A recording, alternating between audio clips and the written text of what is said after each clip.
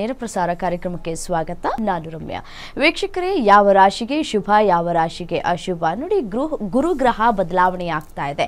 ಈ ಗುರು ಗ್ರಹ ಬದಲಾವಣೆ ಆಗೋದ್ರಿಂದ ಈ ರಾಶಿಗಳ ಮೇಲೂ ಕೂಡ ಸಾಕಷ್ಟು ಪರಿಣಾಮವನ್ನ ಬೀಳುತ್ತೆ ಅಂತ ಹೇಳಿ ನಾವು ಈ ಹಿಂದೆಯಿಂದನೂ ಕೂಡ ಕೇಳ್ಕೊಂಡು ಬಂದಿದ್ದೀವಿ. ಇನ್ನು ಇದೇ ವಿಚಾರಕ್ಕೆ ಸಂಬಂಧಪಟ್ಟಂತೆ ಈಗಾಗಲೇ 6 ರಾಶಿಗಳ ಬಗ್ಗೆ ಗುರುಗ್ರಹ ಯಾವ ರೀತಿಯಾಗಿ ಬದಲಾವಣೆ ಆಗತ್ತೆ ಅನ್ನೋದರ ಕುರಿತು ನಾವು ನಿಮಗೆ ಮಾಹಿತಿಯನ್ನ ನೀಡಿದ್ದೇವೆ. ಇನ್ನು ಉಳಿದ 6 ರಾಶಿಗಳ ಗುರುಗ್ರಹ ಬದಲಾವಣೆ ಹೇಗಾಗತ್ತೆ, ಯಾವ ರಾಶಿಗೆ ಶುಭ, ಯಾವ ರಾಶಿಗೆ ಅಶುಭ ಅನ್ನೋದರ ಕುರಿತು ಮಾಹಿತಿಯನ್ನ ನೀಡಲಿಕ್ಕೆ ನಮ್ಮ ಜೊತೆ ಜಾಯಿನ್ ಆಗಿದ್ದಾರೆ ನೇರ ಪ್ರಸಾರ ಕಾರ್ಯಕ್ರಮದಲ್ಲಿ ಪಂಡಿತ್ ದಿನೇಶ್ ಗುರುಜಿ. ಬನ್ನಿ ಅವ್ರನ್ನ ಕಾರ್ಯಕ್ರಮಕ್ಕೆ ಸ್ವಾಗತ ಮಾಡೋಣ.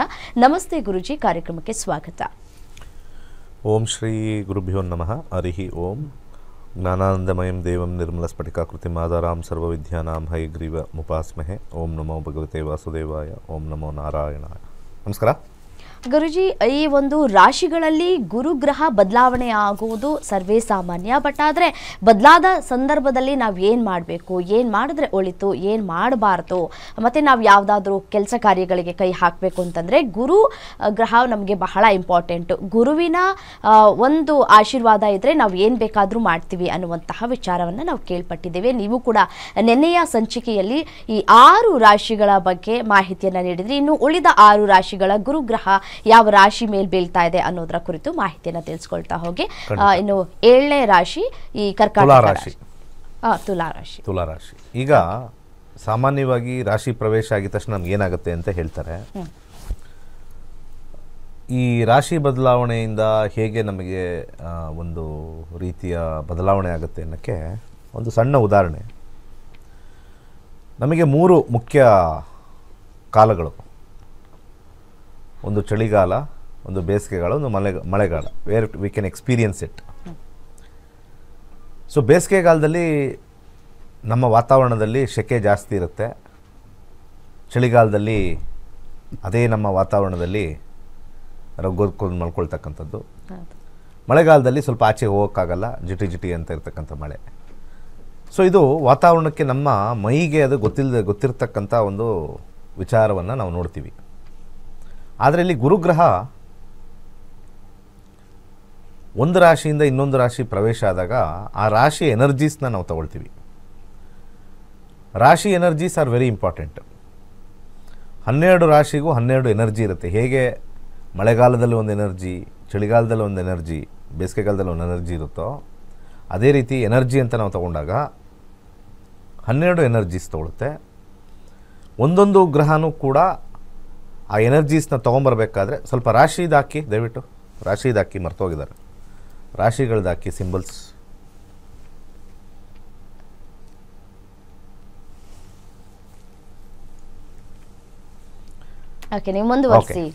ಖಂಡಿತ ಅದು ಅವರೇ ಕೆಳಗಡೆ ಅವರೇ ಹಾಕಿದ್ದಾರೆ, ಗುರುಗ್ರಹ ಪ್ರವೇಶ ರಾಶಿ ಅಂತ, ಅದರದ್ದೇ ಇರಬೇಕಲ್ವಾ ಅದಕ್ಕೆ. ಸೊ ಹಾಗೆ ಈ ಗುರುಗ್ರಹ ಯಾವ್ಯಾವ ರಾಶಿ ಪ್ರವೇಶ ಆಗುತ್ತೋ ಅದರದ್ದು ಎನರ್ಜೀಸ್ ತಗೊಂಡು ಆಯಾ ಲಗ್ನಕ್ಕೆ ಕೊಡ್ತಕ್ಕಂಥ ಒಂದು ಶಕ್ತಿ ಅಂತ ಹೇಳ್ತೀವಿ. ಈಗ ತುಲಾ ಲಗ್ನದವ್ರಿಗೆ ಹೇಗಿರುತ್ತೆ, ಲಗ್ನಕ್ಕೆ ಭಾಳ ಪ್ರಾಮುಖ್ಯತೆ ಕೊಡ್ತೀನಿ ನಾನು. ತುಲಾ ಲಗ್ನ, ತುಲಾ ಲಗ್ನದಲ್ಲಿ ಇರ್ತಕ್ಕಂಥವ್ರಿಗೆ 46 ದಿವಸ ಮಾತ್ರ ಇದರದ್ದು ಒಂದು ಎಫೆಕ್ಟ್ ಅಂತ ನಾವು ಹೇಳ್ತೀವಿ. ಯಾಕೆಂದರೆ 46 ದಿವಸ ಆಗಿದ ತಕ್ಷಣ ಇದು ವಾಪಸ್ ರಿವರ್ಸ್ ಬರುತ್ತೆ. ರಿವರ್ಸ್ ಬರುತ್ತೆ ಅಂತಂದರೆ ರಿವರ್ಸ್ ಬರಲ್ಲ, ಬಟ್ ಭೂಮಿಯ ಒಂದು ಚಲನೆಯಲ್ಲೇ ಹಿಂದೆ ಮುಂದೆ ಆಗ್ತಕ್ಕಂಥದ್ದು. ಭೂಮಿ ಸ್ಲೋ ಆಗುತ್ತಷ್ಟೇ, ಫಾಸ್ಟು ಸ್ಲೋ ಅಂತ. ಸೊ ಇಂಥ ವಿಚಾರದಲ್ಲಿ ತುಲಾ ಲಗ್ನದವ್ರಿಗೆ ಪ್ರಮೋಷನ್ ಸಿಗ್ತಕ್ಕಂಥ ಸ್ಟ್ರಾಂಗ್ ಇಂಡಿಕೇಷನ್ ಇದೆ. ಜಾಬ್ ತುಂಬ ಒಳ್ಳೆ ಜಾಬ್ ಸಿಗ್ತಕ್ಕಂಥ ಸ್ಟ್ರಾಂಗ್ ಇಂಡಿಕೇಷನ್ ಇದೆ. ಒಂದು ರೀತಿ ಅಧಿಕಾರಗಳು ಹೆಚ್ಚಾಗ್ತಕ್ಕಂಥದ್ದು ತುಂಬ ಸ್ಟ್ರಾಂಗ್ ಇದೆ. ಯಾಕಂದರೆ 10ನೇ ಮನೆಯಲ್ಲಿ ಕೂತಿರ್ತಕ್ಕಂಥದ್ದು. ಹಾಗೆ 3ನೇ ಮನೆ 6ನೇ ಮನೆ ಅಧಿಪತಿ ಭಾಳ ಛಲದಿಂದ ಶಕ್ತಿಯುತವಾಗಿ ಹೋಗ್ತಕ್ಕಂಥದ್ದು. ಆದರೆ ದಶಾಭುಕ್ತಿ ಅಂತರ್ಭುಕ್ತಿಲಿ ನಿಮಗೆ ಗುರು ಇದ್ದರೆ ಮಾತ್ರನೇ ಎಫೆಕ್ಟ್ ಆಗುತ್ತೆ ಹೊರತು ನಿಮ್ಮ ತುಲಾ ಲಗ್ನದವ್ರಿಗೆ ಇದು ಎಫೆಕ್ಟ್ ಆಗೋದಿಲ್ಲ. ಎಲ್ಲ ತುಲಾ ಲಗ್ನದವ್ರಿಗೆ ಎಫೆಕ್ಟ್ ಆಗುತ್ತಾ? ಆಗೋದಿಲ್ಲ. ನಿಮ್ಮ ದಶಾಭುಕ್ತಿ ಅಂತರ್ಭುಕ್ತಿಗಳಲ್ಲಿ ಗುರು ಇರಲೇಬೇಕು.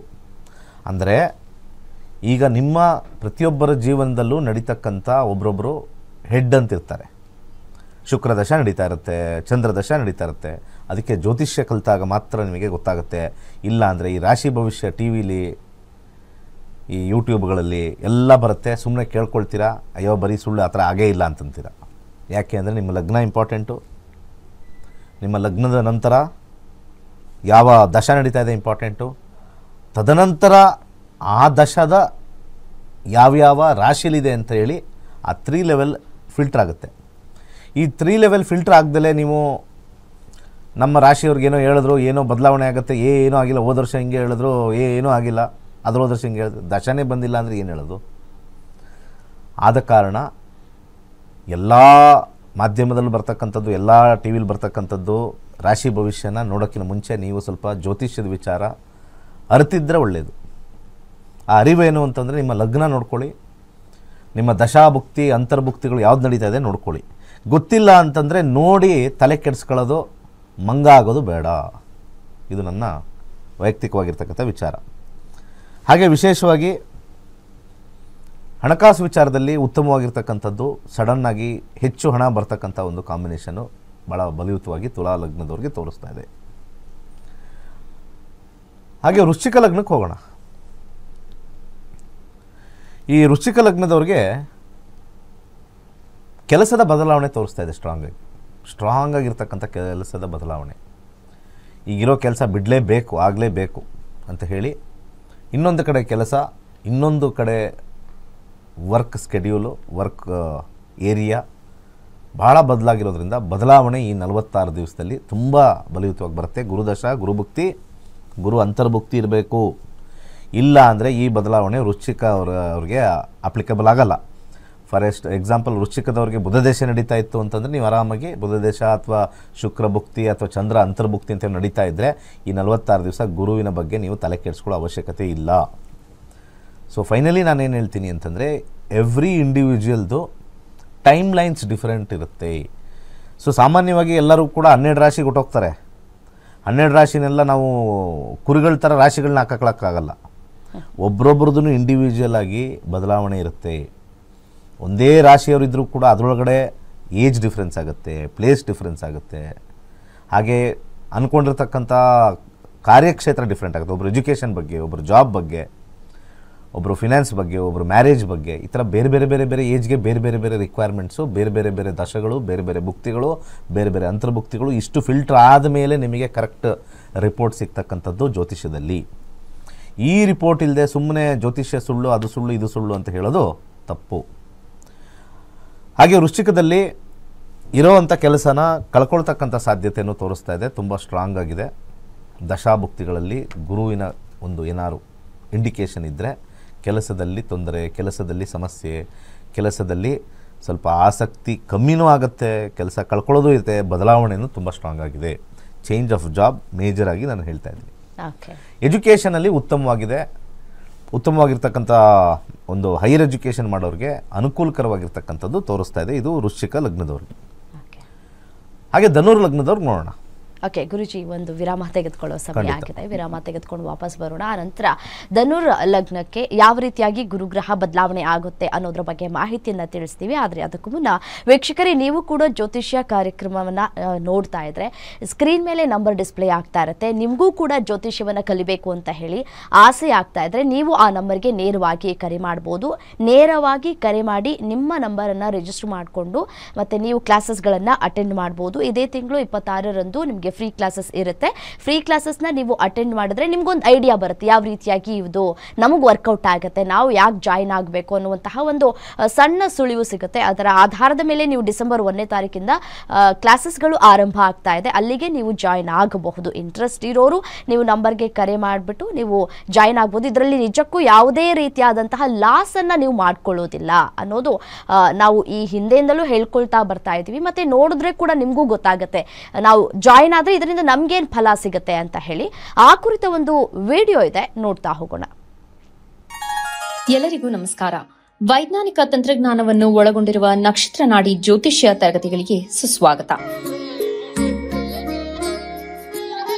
ಈ ತರಗತಿಗಳಲ್ಲಿ ಪಂಡಿತ್ ದಿನೇಶ್ ಗುರೂಜಿ ಅವರು ಕಲಿಸಿಕೊಡುವ ವಿಚಾರಗಳೆಂದರೆ ನಮ್ಮ ಬ್ರಹ್ಮಾಂಡದ ಸೃಷ್ಟಿ, ವಿಷ್ಣುವಿನ ದಶಾವತಾರಗಳಲ್ಲಿ ವೈಜ್ಞಾನಿಕ ಆಧಾರ, 4 ಯುಗಗಳು, ಉತ್ತರ ಧ್ರುವದ ಪ್ರಾಮುಖ್ಯತೆ, ನಕ್ಷತ್ರಗಳು, ರಾಶಿಗಳು, ರಾಹು ಮತ್ತು ಕೇತು ಪುರಾಣ, ರಾಶಿ ಚಕ್ರದಲ್ಲಿ 27 ನಕ್ಷತ್ರಗಳ ಸ್ಥಾನ, ರಾಶಿ ಚಕ್ರದ ಡಿಗ್ರಿ ಲೆಕ್ಕಾಚಾರ, ನಕ್ಷತ್ರದ 108 ಪಾದಗಳು, ದಶಾ ಲೆಕ್ಕಾಚಾರ, ರಾಶಿ ಚಕ್ರದ ಗುಣಲಕ್ಷಣಗಳು, ಲಗ್ನದ ಪ್ರಾಮುಖ್ಯತೆ, ಲಗ್ನ ಲೆಕ್ಕಾಚಾರ, ದಿನಗಳಲ್ಲಿ ಲಗ್ನವನ್ನು ಕಂಡುಹಿಡಿಯುವ ಸರಳ ಲೆಕ್ಕಾಚಾರ, ಲಗ್ನದಿಂದ ವಿವಿಧ ಮನೆಗಳಲ್ಲಿನ ಗ್ರಹಗಳು, ನಕ್ಷತ್ರ ನಾಡಿ ತತ್ವಗಳು, ಗ್ರಹಾಧಿಪತಿ, ನಕ್ಷತ್ರಾಧಿಪತಿ, ಉಪ ನಕ್ಷತ್ರಾಧಿಪತಿ ಲೆಕ್ಕಾಚಾರ, ಪ್ರಶ್ನಾಶಾಸ್ತ್ರದ ಮುಖೇನ 249 ವಿಭಾಗಗಳ ಲೆಕ್ಕಾಚಾರ, ವಿಶ್ಲೇಷಣೆಯಲ್ಲಿ ದಶಾ, ಭುಕ್ತಿ, ಅಂತರ್ಭುಕ್ತಿಯ ಅರ್ಥ, ಜಾತಕದಲ್ಲಿ, ಶಿಕ್ಷಣದಲ್ಲಿ ಆಯ್ದುಕೊಳ್ಳಬಹುದಾದ ಕೋರ್ಸ್, ಪಡೆಯಬಹುದಾದ ಶೇಕಡವಾರು ಯಶಸ್ಸು,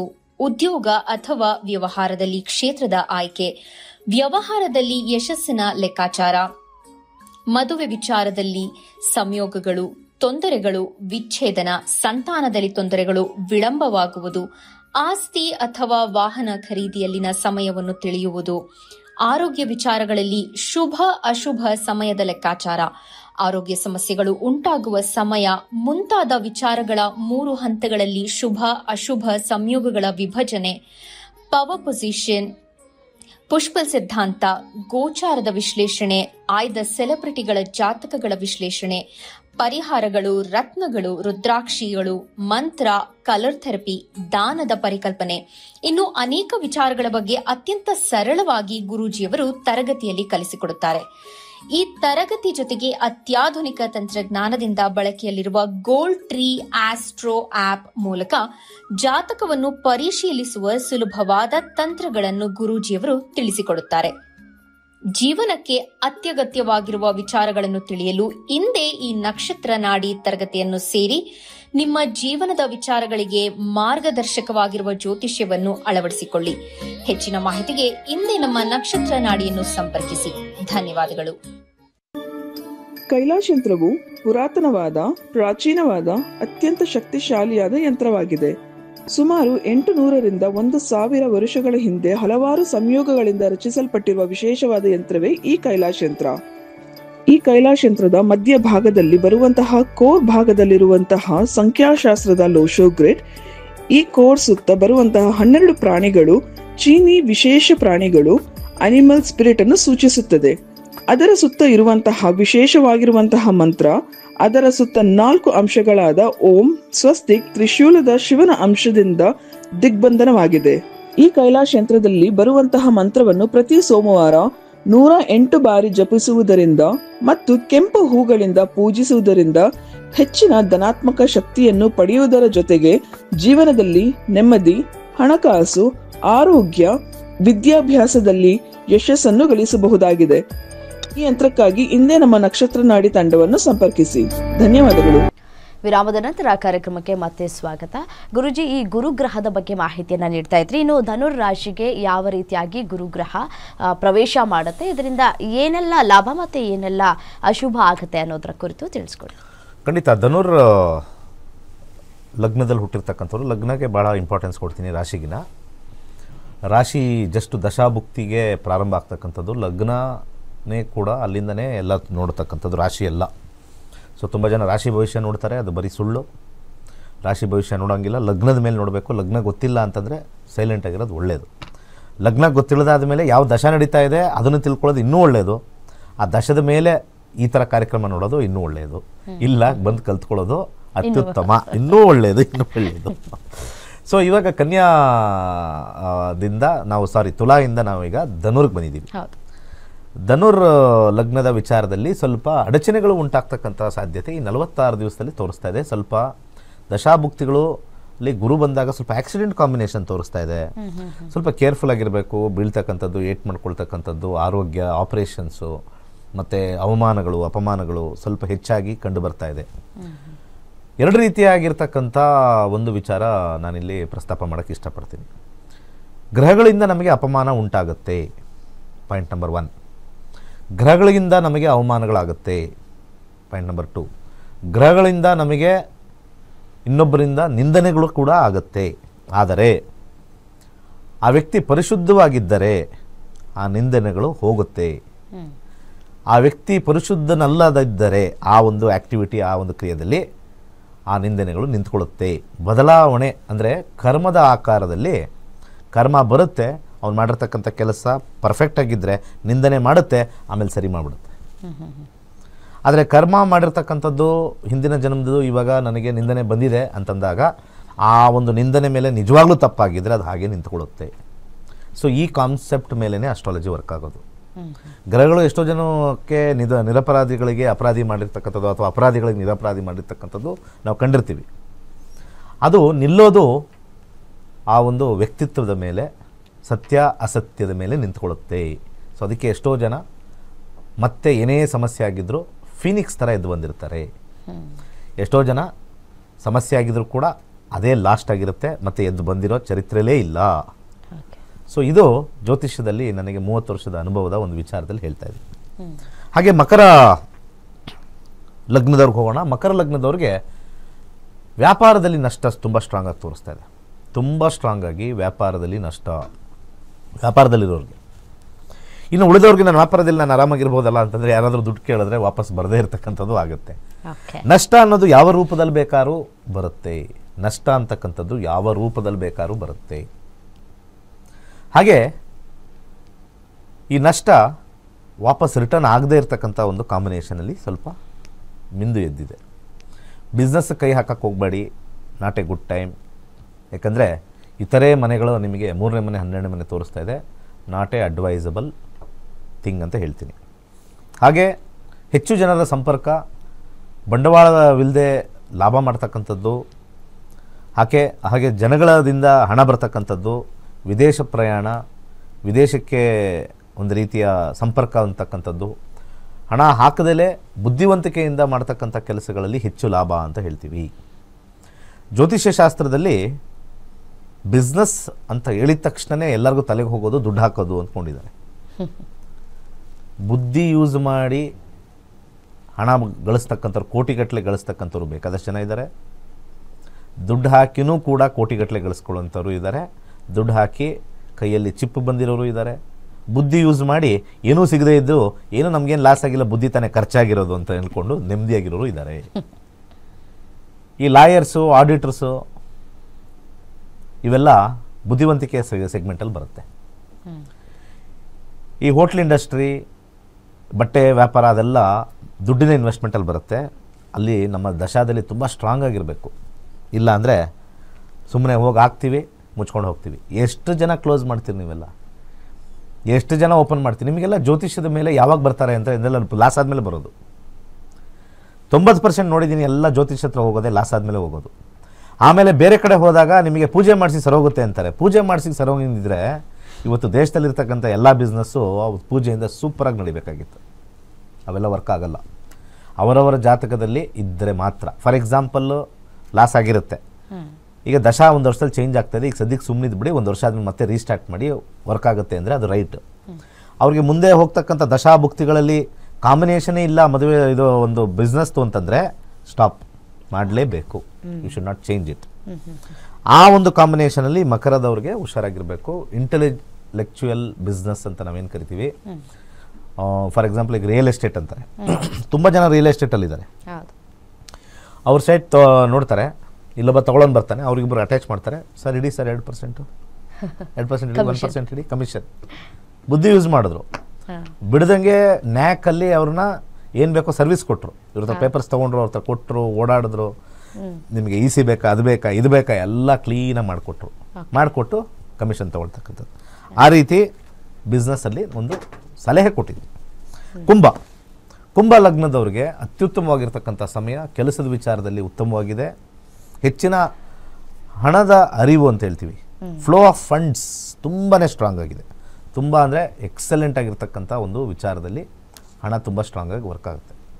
ಹಾಗೆ ಜಾಬಲ್ಲೂ ಕೂಡ ಅವರಿಗೆ ಪ್ರಮೋಷನ್ ಸಿಗೋತ್ತಾಗಲಿ ಅಥವಾ ಒಳ್ಳೆ ಕಡೆ ಜಂಪ್ ಅಂತ ಹೇಳ್ತೀವಲ್ಲ, ಒಳ್ಳೆ ಕಂಪ್ನಿಲಿ ಸ್ಯಾಲ್ರಿ ಜಂಪ್ ಕೊಡ್ತಕ್ಕಂಥದ್ದು. ಈಗ ನನಗೆ 10 ರೂಪಾಯಿ ಇದೆ, ಇನ್ನೊಂದು ಕಡೆ ನನಗೆ 20 ರೂಪಾಯಿ ಕೊಡ್ತಾರೆ, ಡಬಲ್ ಕೊಡ್ತಾ ಇದ್ದಾರೆ ಅಂತಕ್ಕಂಥದ್ದು ಸ್ವಲ್ಪ ಬಹುತೇಕ ದಶಾಭುಕ್ತಿಗಳಲ್ಲಿ ಗುರು ಇದ್ದಾಗ ಕುಂಭ ಲಗ್ನದವ್ರಿಗೆ ವಿಶೇಷವಾಗಿ ಹೆಚ್ಚಿನ ಲಾಭಾಂಶ ತೋರಿಸ್ತಾ ಇದೆ. ಸೊ ಮೇಜರ್ ಪಾಯಿಂಟ್ಸ್ ಮಾತ್ರ ಹೇಳ್ತಾ ಇದ್ದೀನಿ. ಸೊ ಇದು 46 ದಿವಸ ಮಾತ್ರ ಇರೋದು, ಆಮೇಲೆ ವಾಪಸ್ ಬರುತ್ತೆ ಗುರುಗ್ರಹ. ಅಲ್ಲಿಂದ ಮತ್ತೆ ಮುಂದಿನ ವರ್ಷ ಜೂನ್ ನಂತರ ಮತ್ತೆ ಕರ್ಕಾಟಕ ಬರುತ್ತೆ. ಅದು ಇಂಪಾರ್ಟೆಂಟ್ ಆಗುತ್ತೆ, ಅದು 1 ವರ್ಷದ ಫಲವನ್ನು ಇದನ್ನೇ ರಿಪೀಟ್ ಆಗಿ 1 ವರ್ಷ ಬರುತ್ತೆ. ಇದು ಜಸ್ಟ್ ತಾತ್ಕಾಲಿಕವಾಗಿ 46 ದಿವಸ. ಕೊನೆಯದಾಗಿ ಮೀನ ಲಗ್ನದವ್ರಿಗೆ ಸ್ವಲ್ಪ ಕೆಲಸದಲ್ಲಿ ಕಿರಿಕಿರಿ ಜಾಸ್ತಿ, ವರ್ಕ್ ಪ್ರೆಷರ್ ಜಾಸ್ತಿ ಆಗುತ್ತೆ, ಒಂದು ರೀತಿಯ ಅಸಮಾಧಾನ ಜಾಸ್ತಿ ಆಗುತ್ತೆ, ತುಂಬಾ ಒಂದು ಸಂಕಟ ಪರಿಸ್ಥಿತಿಯಲ್ಲಿ ಇರ್ತಕ್ಕಂಥದ್ದು ವೃತ್ತಿ ಹೋಗಲ್ಲ, ಒಂದು ಹೋಗೋ ರೀತಿ ಒಂಥರ ವರ್ಕ್ ಪ್ರೆಷರ್ ಅಂತಾರಲ್ಲ, ಅದು ವರ್ಕ್ ಪ್ರೆಷರ್ ಜಾಸ್ತಿ ಇರುತ್ತೆ. ಅದ್ರ ಜೊತೆಗೆ ಇನ್ನೊಂದೇನು ಅಂತಂದರೆ ಸ್ವಲ್ಪ ಟ್ರಾವೆಲ್ ಜಾಸ್ತಿ ಇರುತ್ತೆ, ಅಥವಾ ಪ್ಲೆಜರ್ ಟ್ರಿಪ್ ಅಂತ ಏನು ಹೇಳ್ತೀವಿ ಅದೆಲ್ಲ ಬರುತ್ತೆ. ಸೊ ಹಣಕಾಸು ವಿಚಾರದಲ್ಲಿ ಸ್ವಲ್ಪ ಮಟ್ಟಿಗೆ ಕೇರ್ಫುಲ್ ಆಗಿರಬೇಕು.